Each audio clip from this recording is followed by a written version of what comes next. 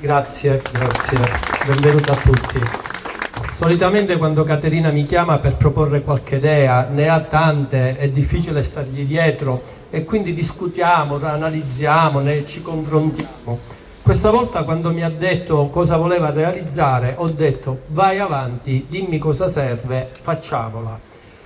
Non ci sono stati momenti di riflessione perché la nostra organizzazione della lotta alla mafia ne ha fatto un cavallo di battaglia. Abbiamo troppi morti ammazzati di sindacalisti nella nostra regione.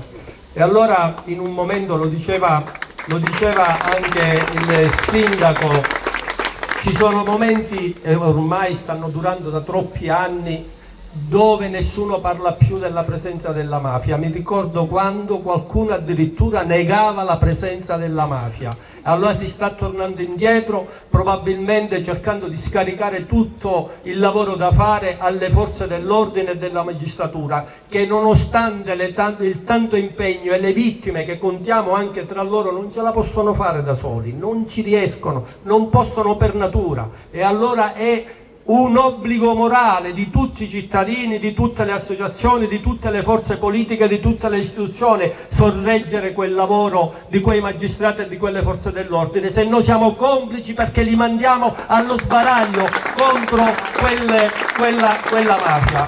Guardate, dicevo che per noi è una regola precisa.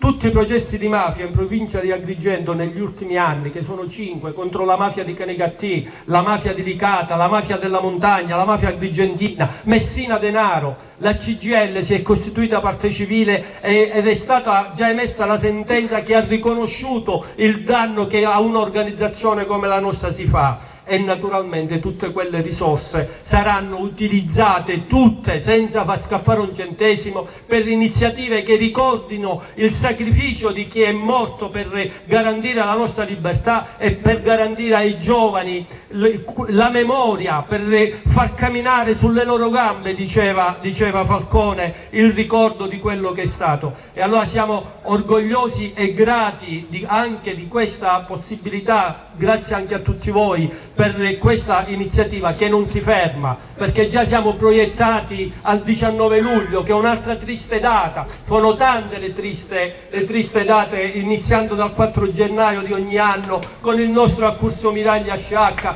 per andare avanti in questa scia. Per cui lottiamo, non ne diceva il sindaco, non abbassiamo la guardia, perché molti speculano sul bisogno della gente. La grave crisi socio-economica serve a volte per alibi, per non occuparsi e girarsi dall'altro lato della presenza invadente della mafia. E questo è un altro distretto, questo territorio, che paga costi altissimi alle attività produttive, alla libertà di imprese. La CGIL non si gira dall'altro lato, la CGIL c'è e ci sarà sempre. Grazie. Bravo.